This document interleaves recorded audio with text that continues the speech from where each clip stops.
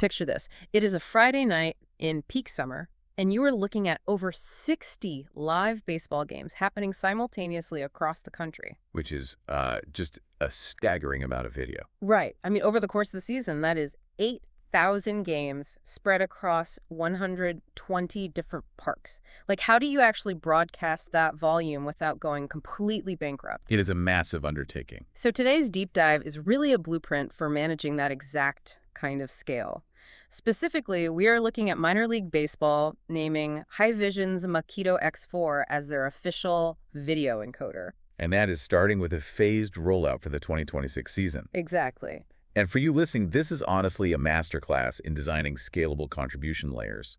Because to make this work, you have to eliminate those snowflake venue designs. Right, where every single park has some completely different custom setup. Exactly. You need strict standardization right from the edge. Which makes total sense. I mean, building a traditional heavy control room at 120 resource-constrained venues just is not viable. So instead of buying expensive production gear 120 separate times, you shift the paradigm. You buy reliable, uniform edge encoders, like the Makito X4, and you keep all the heavy lifting in central regional hubs. So you are basically centralizing your CapEx. Precisely.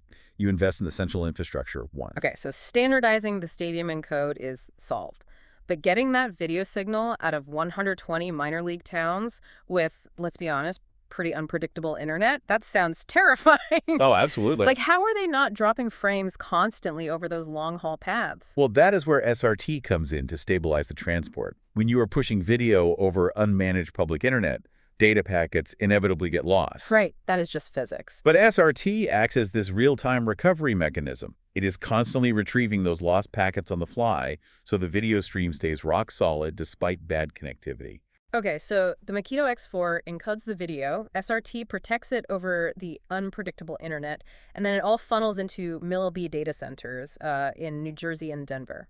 Correct. The feeds hit a Haivision SRT Gateway at those data centers, which then aggregates and routes them. From there, cloud production prepares the feeds for their final destinations. Which would be MiLB TV, MLB Network, and the parent clubs. Exactly. Wow. But logistically, I mean, having 120 active encoders out in the wild sounds like a massive IT nightmare. Are operators just juggling 100 different login screens? They absolutely would be without a unified control plane. But MiLB uses Hub 360. Oh, got it. Yeah, it connects all those gateways and field devices right into one single dashboard. So if an encoder in Iowa goes offline, a technician in New Jersey sees it instantly. And they can just manage it remotely. Exactly. Which, connects perfectly to Canadian Remy setups. And for anyone unfamiliar, Remy stands for remote integration. You leave the expensive production switchers at home and you just send the camera feeds over the network. Right. And the geographic distances and uneven venue links that Canadian operators face are honestly a mirror image of the MiLB problem. Totally. So having that centralized CapEx model and a unified control plane is critical. Plus, Haivision is headquartered in Montreal, which gives Canadian organizations a major local vendor advantage. For sure. I do have to ask, though, because technology moves so fast, when you look at the Haivision ecosystem, there are newer tools out there. Does something like, say, the Makito one or the Falcon X4 make the X4 redundant for a big stadium rollout? I am glad you asked, because that is a really crucial distinction. MiLB exclusively selected the Makito X4 for their stadium encode. Okay, just the X4. Right. Yeah. Those other tools are adjacent products for entirely different workflows. Like the Makito one is a high-density encode and decode platform. You'd use that when you need to transport multiple cameras from a single site without bringing a whole rack full of gear. Right, and the Falcon X4. That is a mobile bonded cellular transmitter.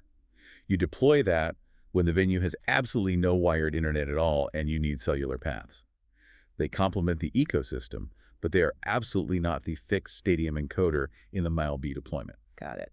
Now, understanding this architecture is one thing, but actually procuring and integrating it across massive distances takes serious work. For Canadian operators, that is where MDL Communications comes in. Yes, they translate this into local operations.